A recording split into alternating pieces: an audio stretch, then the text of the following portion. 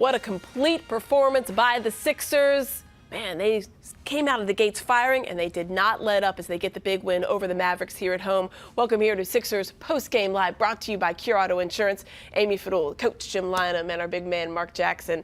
And Marc, I'll start with you. Very impressive win. You've got 5 guys in double figures.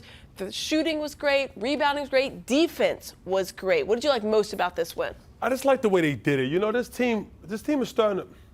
They won a game. They won a game against a good team. Dallas is a good team that's really been rolling lately. And they did what needed to be done to get the win.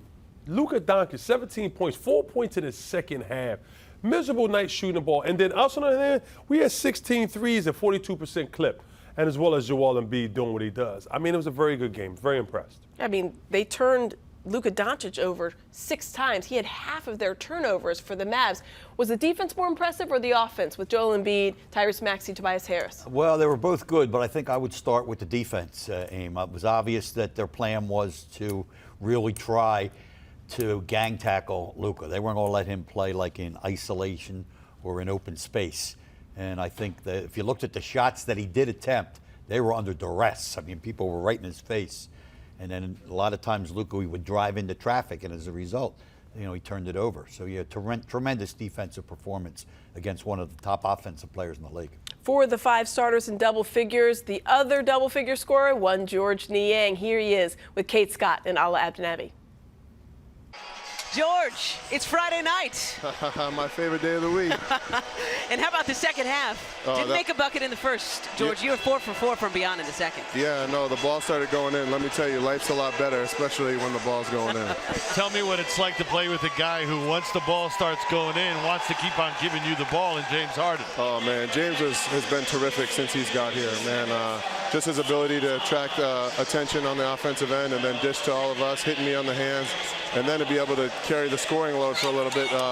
It's impressive being next to him. I'm just excited that we can keep building towards a championship run. Yeah, what do you think of the building that's going on? Because obviously got off to a great start, then struggled a little bit. I know you've heard everything. Fans are concerned, but this is just a part of the process, right? Yeah, no, for sure. I mean, obviously we're still adapting to each other, and I think every night it's going to be a step in the right direction for us. Obviously, it's not going to be an easy road, and we expected some bumps in the road, but you know, we're fighting through. And the one thing I love about this group is that we show up every day, and we're going to give it everything we got. George, you're 9-1 whenever you specifically make 4 or more threes in a game. So tell me, how important is that to you and to the outcome of the team? Oh, shoot, Ala. Looks like I better start making some shots. Green light. Yeah, no, I mean, the way James attracts double teams along with Joel, and the way Tobias and Tyrese have been playing, it's going to be easy for me to get open shots. Now I just need to knock them in. Knock them in, Georgie Buckets. Great work. Good burn, baby. Good burn. Enjoy the weekend. You too. Enjoy the weekend is right. The minivan's fired up and ready to go. Let's cross it over now via WebEx by Cisco and welcome in Kate and Ala. And you got to talk to the minivan. He does love Friday nights, and why not when you get a big win? This was a complete effort, though, by the Sixers, offensively and defensively. One of the more complete games we've seen from them. You know, Kate, when you think about it, it's usually been really good offense and then maybe some letdowns. They didn't have that lull tonight.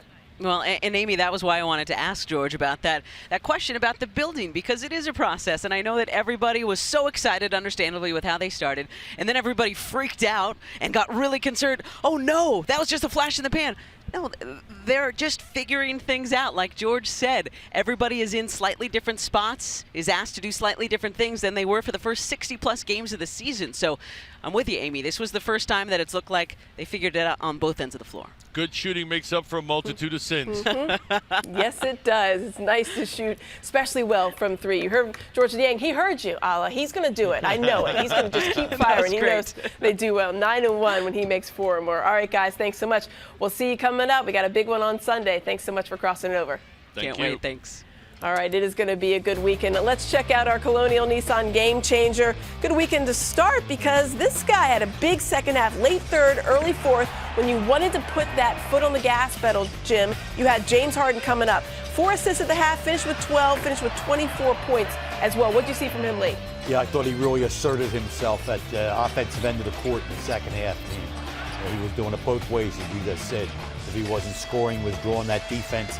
When he gets hot from 3 like that, it seems to set up his whole game. his penetration game where he can score, get fouled, and draw the defense when he penetrates to kick the teammates just like that. Shot 43% from the field, made those 3 triples. Marc Jackson, defensively too, maybe a little bit underrated. He actually played really good defense, I thought, this game. I thought he took a page out of Matisse Thybulle's book did. with the pursuit. When Luka was coming off those picks second half, he was really pursuing him, chasing him off those screens and hunting him down. And it prevented Luka from getting off some easy open looks. I was very pleased with James Harden tonight on both ends of the floor. Both ends of the offense we knew, defense maybe a little bit of a surprise tonight because they had a big night in stopping Luka Doncic.